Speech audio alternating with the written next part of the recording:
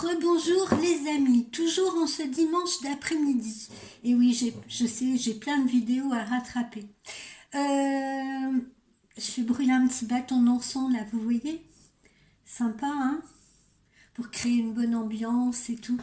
Tiens, j'en profite pour vous dire, j'ai oublié de vous dire en Feng Shui, là, quand vous activez votre zone amour, pensez à désencombrer également votre chambre, hein. Ne laissez pas de vêtements traîner sur les fauteuils, etc. J'ai une cliente un jour, elle m'a fait rire, elle me dit je garde pas un homme dans ma vie, etc. Et elle me dit, mais il faut dire qu'en ce moment, j'ai pas vidé tous mes cartons et tout, j'ai le sèche-linge dans ma chambre, j'ai ma table à repasser. Donc ça, c'est évidemment hors de question. Hors de question. Vous trouvez que c'est glamour, vous, d'avoir un étendoir à linge dans une chambre à coucher ou, ou sa table à repasser? Bien sûr que non. Tiens, puisqu'on voit ce petit bâton d'encens là, pensez, quand vous faites brûler de l'encens, pensez à en passer également autour de vous, de votre corps, de votre tête, etc. Hein? Ça nettoie vos énergies. Bon, on est bien là tous ensemble, ok? Alors, de quoi on va parler? Eh bien, je vais vous parler des listes. Oui, je vais vous expliquer pourquoi il est bon de faire des listes. Alors, je sais, ça peut sembler un peu obsessionnel ou psychopathe de faire des listes, mais je vais vous en expliquer les bienfaits. Alors, le bienfait principal, c'est de se libérer le cerveau, de se libérer de la place dans son cerveau. Pourquoi? Parce que une fois notées les choses à faire sur papier, sur un cahier, notre esprit devient beaucoup plus tranquille. On n'a plus peur d'oublier quoi que ce soit. Ça peut aider particulièrement, et par exemple, le soir avant de s'endormir, pour ne pas se répéter mentalement tout ce à quoi on devra penser le lendemain, voire les jours suivants. Donc, il est bon de lister tout ce que vous devez faire pour le lendemain. Ça, c'est un conseil que je vous donne. Essayez. Vous pouvez noter les tâches par ordre chronologique, par exemple, hein, vous dire je sais pas, demain matin à 8h je fais ça, à 10h je fais ça, etc. Ou bien vous pouvez noter, les répartir par domaine, c'est-à-dire ce qui va concerner le travail, ce qui va concerner la maison, ce qui va concerner le personnel. Et par ordre de priorité, de préférence. Tout ça va vous permettre de clarifier, vous voyez, de clarifier votre esprit. Et également dans votre vie, vous verrez, c'est un peu comme la méditation. En répétant ça au quotidien, plus on pose les choses sur papier, plus notre esprit devient clair et on appréhende ainsi les situations avec beaucoup plus d'aisance. Du reste, ça c'est peut-être autre chose qu'on évoquera à un autre moment, mais je dis souvent à mes clientes qui sont dans des situations pénibles, des situations amoureuses, des situations maritales, des situations professionnelles, je leur dis souvent, tenez un petit journal intime. C'est-à-dire, vous n'êtes pas obligé d'écrire des pages et des pages, mais tenir un petit journal de bord au quotidien. Vous voyez, par exemple, mercredi temps, voilà, aujourd'hui j'ai ressenti ça et ça, tel collègue m'a dit ça, je me suis disputée avec mon conjoint à cause de ça. Enfin voilà, vous voyez ce que je veux dire, des petites impressions comme ça que vous notez. Vous les notez au quotidien. Et à la fin, et vous ne vous relisez pas, du moins pas tout de suite. Vous laissez passer un peu de temps, et moi souvent je vous suggère d'écrire toute la semaine, et puis de relire seulement le dimanche, vous voyez. Ainsi vous verrez que vous aurez du recul par rapport aux situations. Vous aurez du recul par rapport aux situations, vous aurez du recul par rapport aux réactions aussi que vous avez pu avoir. Et ça vous permettra de vous recentrer par rapport à vos émotions, la façon dont vous avez géré les choses, si vous avez débordé. Vous voyez, souvent c'est à la relecture qu'on se rend compte, oh là là, mais tiens, c'est bizarre, j'étais dans tel état d'esprit, mais pourquoi j'ai pleuré à cause de ça? Pourquoi je me suis énervée à cause de ça? Vous voyez, ça va vous permettre d'avoir une réelle réflexion sur vous-même, de rentrer profondément à l'intérieur de vous-même. Bon, alors je me suis écartée un tout petit peu de notre sujet, mais pas tant que ça. Voilà. Faire des listes, ça permet en même temps de gagner du temps. Hein. C'est comme quand on fait une liste de courses, ça permet de faire ses courses beaucoup plus rapidement, si vous voulez, plutôt que de partir comme ça au feeling, à l'aveuglette, et puis de prendre un peu ce qu'on trouve au supermarché. D'abord parce que on va nécessairement se faire happer, se faire attirer ou se faire influencer par des choses dont on n'a pas vraiment besoin. On va dépenser beaucoup plus. Et puis souvent quand on va rentrer à la maison, on va dire ah mince, j'ai oublié ça pour faire mon plat. Ah tiens, j'ai pas prévu en fait pour telle matinée, etc. D'accord? Donc encore une fois, l'importance des listes.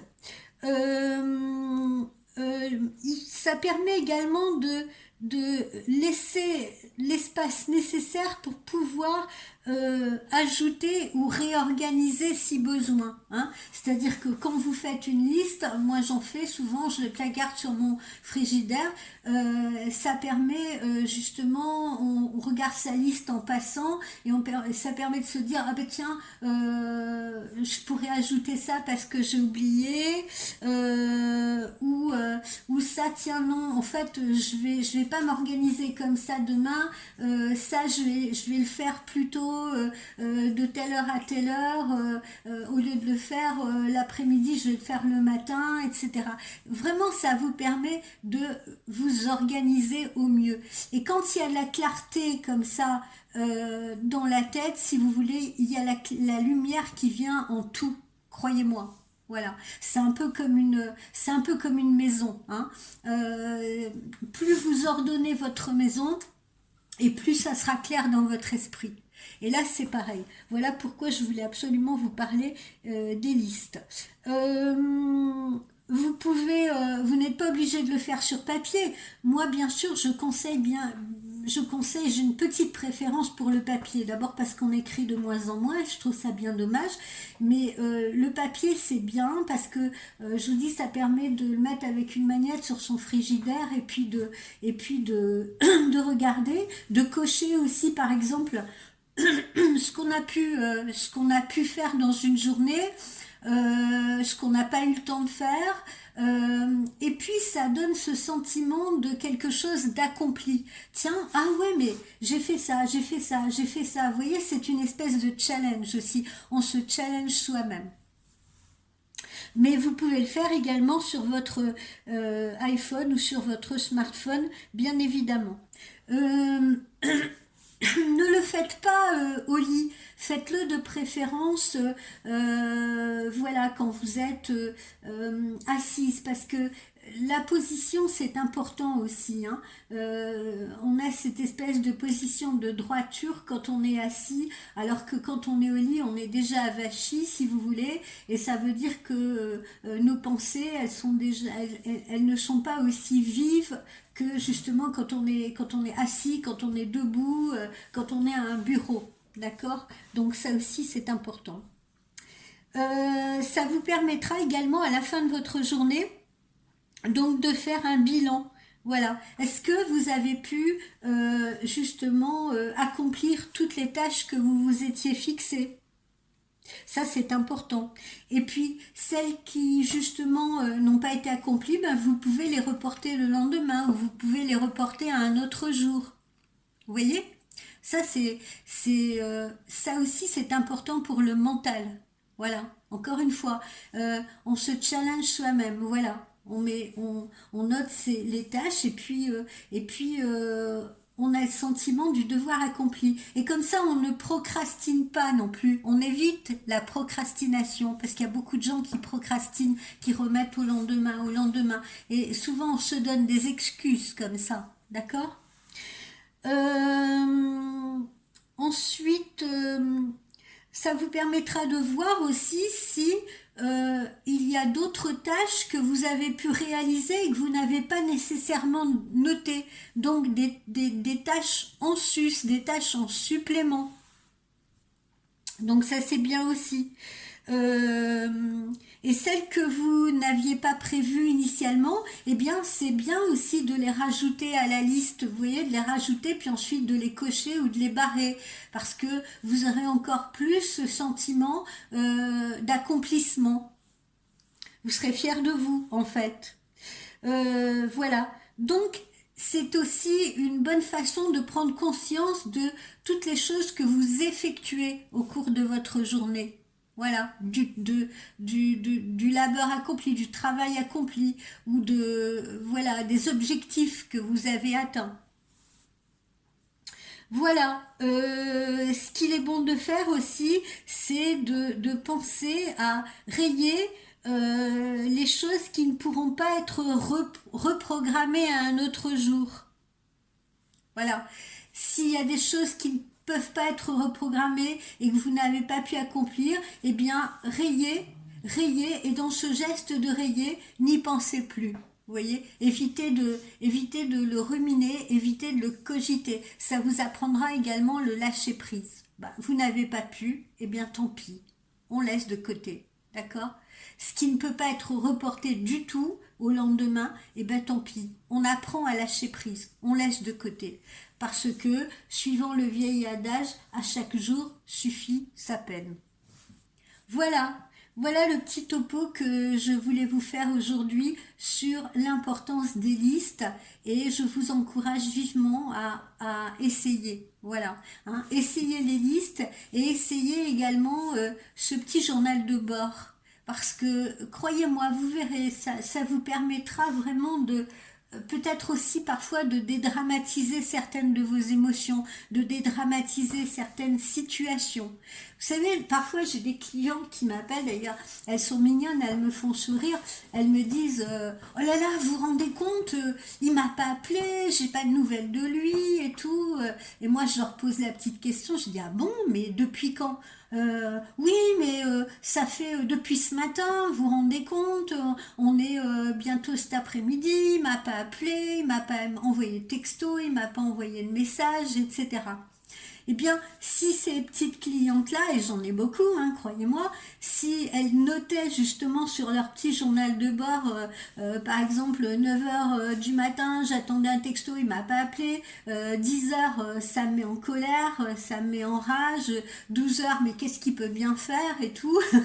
Et puis, ou celles qui s'inquiètent parce que justement, ça fait 2 jours qu'elles n'ont pas de nouvelles de leurs copains ou quoi que ce soit, eh bien, et puis elles appellent vite leur voyante, voilà, et je suis toujours ravie, bien entendu, de pouvoir les aider, mais parfois elles m'appellent, elles sont super angoissées, mais vous pensez qu'il va me téléphoner ou il va plus me parler du tout ou quoi? Et puis, voilà, et puis des fois le monsieur il appelle 2 jours après ou 3 jours après parce qu'il a eu des impondérables, parce qu'il a eu des obligations, parce qu'il a eu lui aussi des problèmes émotionnels à gérer, eh bien elles se rendraient compte, ces personnes-là, arrivées au dimanche, qu'il n'y avait pas lieu de s'inquiéter autant, qu'il n'y avait pas lieu d'en faire un drame, qu'il n'y avait pas lieu de pleurer toutes les larmes de son corps, qu'il n'y avait pas lieu de s'inquiéter à ce point, de se stresser à ce point. Donc vous voyez, c'est important ça, ce petit journal de bord et ces petites listes au quotidien, voilà, parce que ça vous permet de vous recentrer aussi émotionnellement, de rééquilibrer, vous voyez, vos émotions. Voilà, voilà la petite vidéo que j'avais très envie de partager avec vous également. À tout à l'heure.